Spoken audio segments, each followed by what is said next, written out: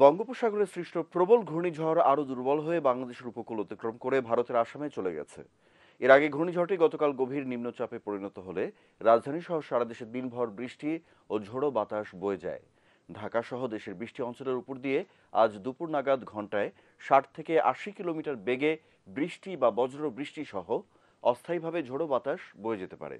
দুপুর 1টা পর্যন্ত দেশের অভ্যন্তরীণ নদী বন্দরগুলোর জন্য দেওয়া আবহাওয়ার পূর্বাভাসে এ তথ্য জানানো হয়েছে।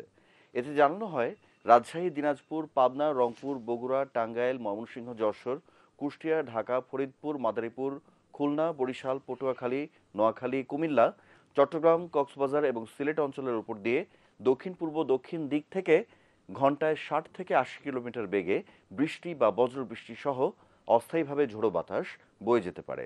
ওয়ালটন ফ্রিজ কিনে অনেকের মতো আপনিও হয়ে যেতে পারেন মিলেনিয়াল সেরা পণ্যের সেরা অফার। এসব এলাকার নদী বন্দরকে 2 নম্বর নৌ হুঁশিয়ারি সংকেত দেখাতে বলা হয়েছে।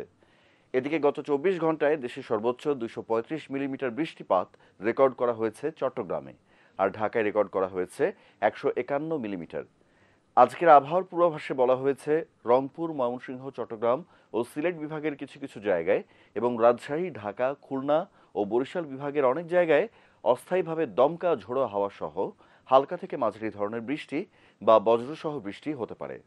সারা দেশে দিনের তাপমাত্রা 2 থেকে 5 ডিগ্রি এবং রাতের তাপমাত্রা 1 থেকে 3 ডিগ্রি বাড়তে পারে।